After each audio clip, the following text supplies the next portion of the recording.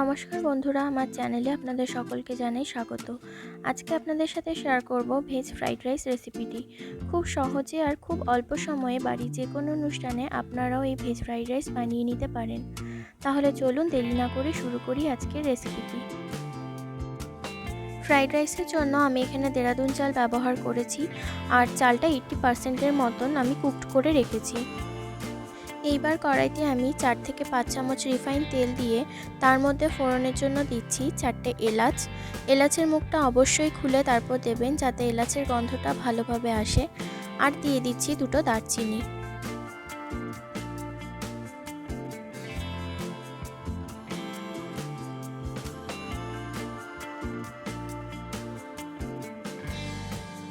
এলাচ আর দারচিনি হালকা ভাজা হয়ে আসলে এর মধ্যে আমি দিচ্ছি লম্বা করে কেটে রাখা গাজর আর বিনস। আপনারা চাইলে এর মধ্যে কড়াইশুঁটি ও বাঁধাকপিও ইউজ করতে পারেন।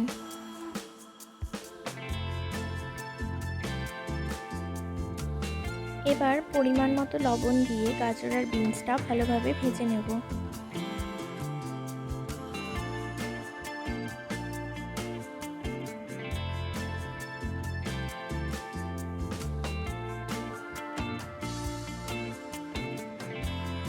সবজিটা ভাজা হয়ে আসলে এরপর এর মধ্যে দিয়ে দিচ্ছি কাজু আর কিশমিশ।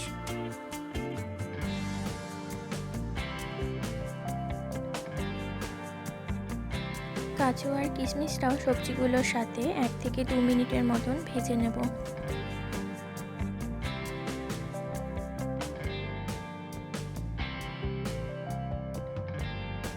এবার এর মধ্যে দিচ্ছি 4 চামচ ডার্ক সয়া সস।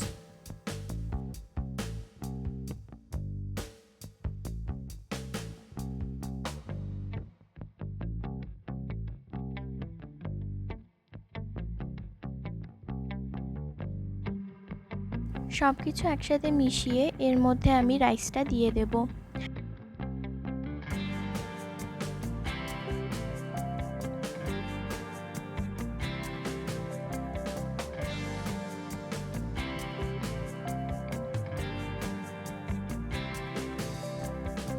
গ্যাসের আঁচ লো টু মিডিয়ামে রেখে খুব হালকা হাতে রাইসটাকে মেশাতে হবে, যাতে ভেঙে না যায়।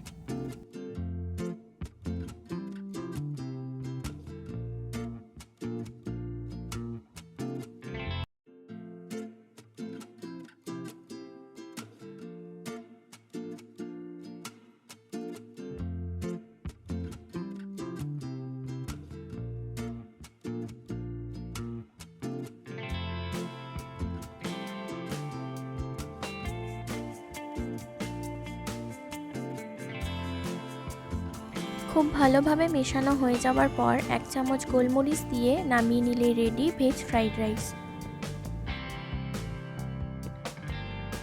আমার এই রেসিপিটি আপনাদের কেমন লাগলো কমেন্ট করে জানাবেন। ভালো লাগলে লাইক ও শেয়ার করতে ভুলবেন না। নতুন নতুন আরও রান্নার রেসিপি পেতে চাইলে আমার চ্যানেলটি অবশ্যই সাবস্ক্রাইব করবেন। ধন্যবাদ।